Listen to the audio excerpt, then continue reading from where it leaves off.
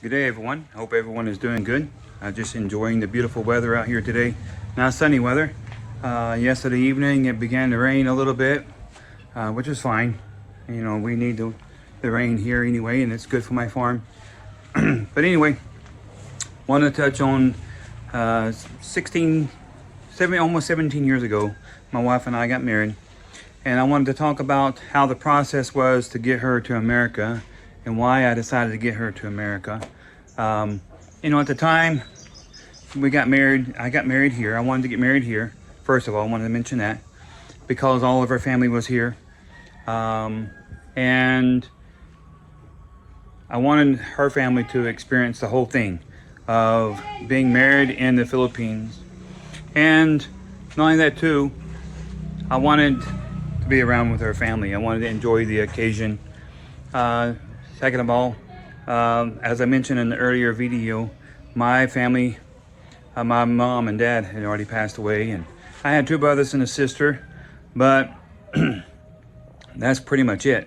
I didn't really have anybody that would be attending our wedding. It would just be maybe going to the minister, going to the magistrate or something like that, or even you know, Las Vegas or something to get married. It would be just a simple process. It wouldn't be nothing to write home about. But I wanted my wife to have that experience, so that's why I got married here. And then, you know, I had no plans at the time to immigrate here. I liked the Philippines. I fell in love with the Philippines. I felt at home with them. But I still was young. I was in my, I was 37 years old when I got married.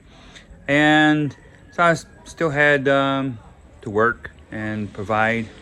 And so I was working as a nurse, as I mentioned in my earlier video. So I had my house, everything back in the United States. So that's where my life was. And she was okay moving to the US, at least at the time. So I processed her paperwork from the US. I did not get an attorney. I did process, you know, 17 years ago.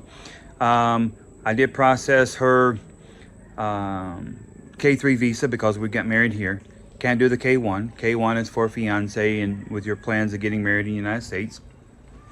So anyway, I did the K3 and I did a CR1, and I did them both simultaneously.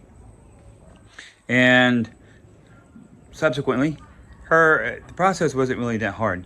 I mean, there's a list of documents you had to get for the USCIS, and you know, you had to get a medical, which is at St. Luke's in Manila, and you had to get a valid marriage certificate and a Philippine passport. I mean, you had to gather all this documentation, right? Do your homework, get it all done. Really wasn't that hard. It's pretty straightforward. And then, of course, depending on where you live in the United States, depends on the processing center that you would use to send it to.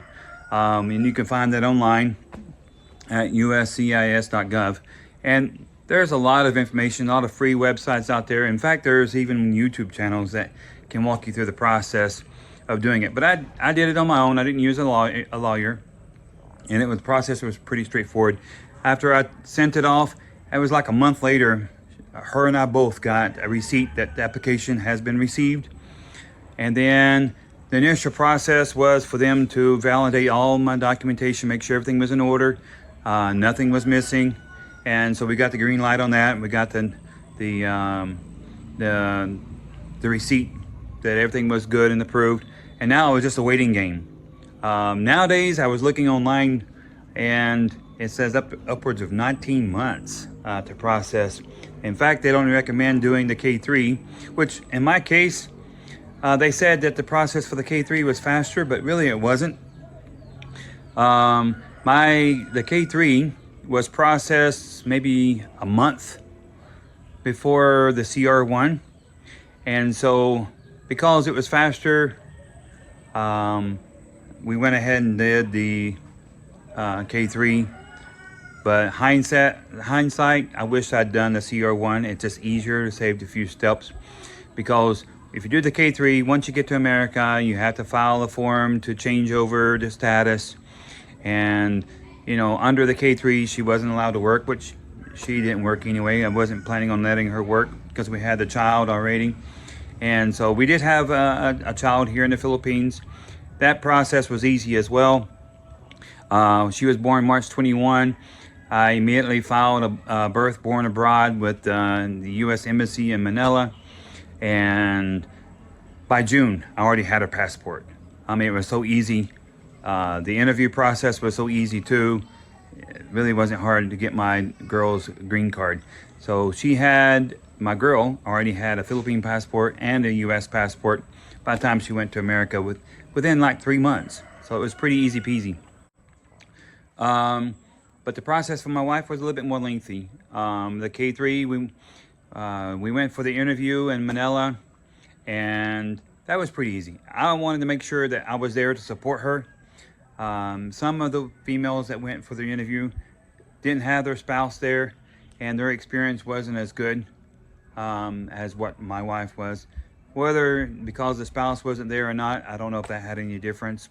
Maybe something was missing, or maybe they didn't do well in the interview or whatever, but you need to validate your relationship.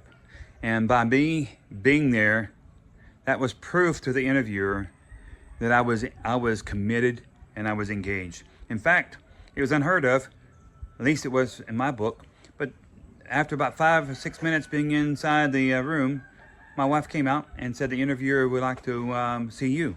And so I went in, I introduced myself to him, and he introduced himself to me, and he was pretty nice. We went through all the just initial highs and how are you and where we're from and what we were doing, how I like the Philippines, and you know, so forth. And he immediately told me that he had no issues with our application, that it would be a green light. So sure enough, within like, I don't know, maybe 2 or 3 weeks, even maybe as much as a month, but it wasn't more than a month for sure, she already had her K3 visa. So we went over to America and we processed her. I think it was just maybe a year or so after she arrived, we processed her status change. She got her 2-year green card. Had she went under the CR1, she would have immediately have gotten her, I think maybe it was a 2-year green card too as well, I'm not sure, but you would immediately got your green card. And then after 2 years, you get your 10-year green card. But either which way, we still had to process that. It costed a little bit extra money. I mean, it wasn't that much. I think it was like $300 or $400. And then some paperwork and some more documentation. So maybe a little bit more. But it was just a delay in the time. Had I known that her CR1 application was approved within a month of the K3, I probably would have waited. Yeah, it would meant that she would have not come over in July of 2009. She would maybe have come over in August, but she would automatically have had her green card. Then it would have saved me some money and a few steps. But I wanted her to get her U.S. citizenship as well. So within a few years, we got her U.S. citizenship because if you're a green card holder, you're not allowed to be outside the country more than 6 months out of the year. So if she wanted to come back here to visit her family, to do anything, you know, she couldn't stay very long. And, you know, because as a green card holder, you are saying you want to be a permanent resident of the United States. And so they gauge that. And if you're outside the States more than 6 months, then that means you're no longer eligible to become a U.S. citizen. Now, if you're outside the United States for more than a year, you can lose your green card altogether. So I knew with us coming to visit here, wanting to be here, I wanted to spend some more time here and to tour the area because I love to travel. And I didn't want to risk her losing her green card. So I wanted to get her U.S. citizenship, because once you get your U.S. citizenship, you can go anywhere in the world. The United States doesn't care. In fact, if you're out of the country for the rest of your life, you never go back to the United States, they don't care. They really don't. All they care about is that you file your taxes. And yes, the United States is one country that you have to file your taxes in, even if you live abroad. And you need to file, if you make so much money abroad, you have to include that into your taxes. But the limit is pretty high, so you can talk to your tax accountant and find out more information. But I don't want to make this too lengthy of a video. I just want to touch bases what I did, how I processed it, and what does she think of the United States? That's another thing I want to mention is what did my wife think about the United States? The first 2 years of her life there, that was very stressful for her, very hard. She didn't have a family connection. She didn't have a community connection. So it was quite difficult for her. Like I said, I had just a few family members, but that was it. And she didn't have the parks to go to, the grocery stores, because I lived far out in the country. But we remedied that pretty quickly. I ended up moving her closer to a family and where all the parks are, and where she can walk and do things. Now, of course, eventually I encouraged her to get her license to drive, and she did, and I made sure she had her own car so she can take the kids, because I worked far away from home. And so if there was an emergency or whatever, I wanted her to be able to go to the hospital or go to get medical care or doctor's appointments or whatever. And so I made sure she had her license. But when we moved to Page, Arizona, that's when my wife came alive. It was a small community. You could walk from one end of the town to the other end. And so it was a very good environment. My kids grew up there. They really loved Page, Arizona. It was so many parks, it was a beautiful area. My wife fell in love with that area. We did a lot of hiking. We did a lot of traveling. And so we met some good community of friends. So my wife really fell in love with that area. That was more to her background and her culture.